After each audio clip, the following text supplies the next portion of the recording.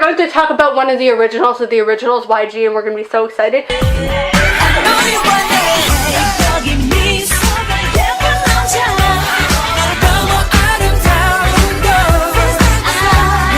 Hello everyone, my name is G. Welcome back to another Thursday here on 7 Days of Stan. This week is OG week, which means any original or first generation K-pop, hallyu, something, whatever you want to talk about this week. A lot of the members are doing different things, I hope, because I'm pre-filming, but I'm going to be talking about the untold story of YG. Or at least I want to inform people about YG, Papa YG, because a lot of people don't really know his story, and he is a big OG. That sounded weird, but we're just gonna go with it. Before we get talking about Papa YG, a lot of people need to know that the official hallyu, like the first wave of hallyu, really started in the early 90s, but definitely gained more momentum in the mid to late 90s, and then with Gangnam Style, boom, everything just blew up. So we're just gonna thank YG for kind of the start of the hallyu wave. And Hyun-suk, also known as YG, was born December 2nd, 1969, which makes him 47 years old. It's kind of weird because I thought for some reason he was a lot older, which is not, and that's awesome. Please don't like this video, YG. I appreciate you and what you do so much sometimes, but just take Winner and Icon out of the basement, please. Disclaimer, if I pronounce things wrong, because my pronunciation is not that great and my throat is still sore from being very ill.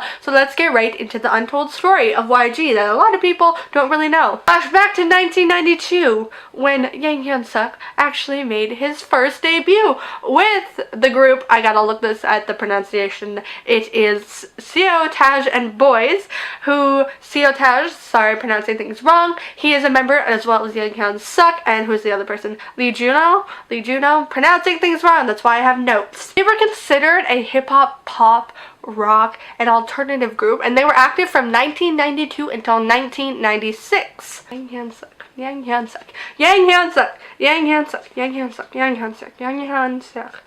If I say it over and over again, it just sounds like not a real name. Hyun-suk and the other members of the group he was a part of definitely dove into more mainstream music than a lot of people were anticipating, and that was definitely the moment that he knew that it was time to start his own entertainment empire. 2 years later, in 1998, YG Entertainment was birthed into the world and an empire began. Under his newfound YG label, Hyun-suk released his first solo album with a song composed by COCO, sorry pronouncing things wrong, whom he was with a group before from 1992 until 1996. SEO and then TAIJI. Didn't really find YG, he kind of started it, it was never really lost, it just didn't exist. He also became the chief executive producer of YG, and I'm gonna read my notes because these are a lot of people. Back in the day when he started releasing his music and YG Entertainment was still a little baby that needed a little bit of a push, he became very well known for his producing,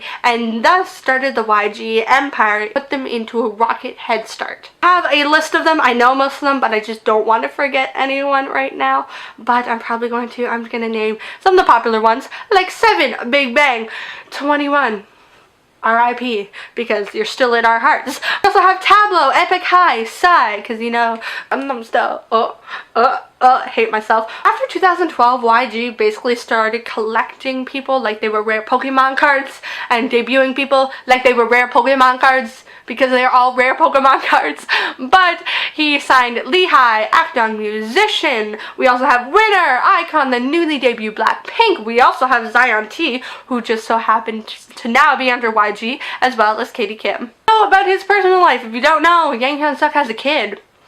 Yeah, I think they have 2 kids now. I'm not quite sure. YG is known to be a little bit more conservative, but when it comes to promoting his company, such as being on K-Pop Star, which he is one of the 3 judges for, and I love seeing his reaction to people, it's just great. A lot of his roles on TV have been through reality survival shows like Mix and Match and Superstar K, which is like an old show from 2009. Without getting flagged for this video, because Papa YG, you have built an empire and I definitely respect you for that. I also don't want this to turn into like an hour, 2-hour long documentary on you, though that'd actually be really cool to make. That'd be really cool to make a 2-hour documentary about YG. You know what? Hit me up, send me to Korea, I'll do it. So yeah, that was basically my weird OG week, but yeah, that is all for this week. If you want to know anything about Hyun-suk, there will be some reference links down below because I did not plagiarize any of this. I got these all from reliable sources. Like this video if you like it, subscribe to 7 Days of Stan for around 8 videos a week. Subscribe while you're here if you want to see more of my face on Thursdays, and I will see you all next week on Thursday.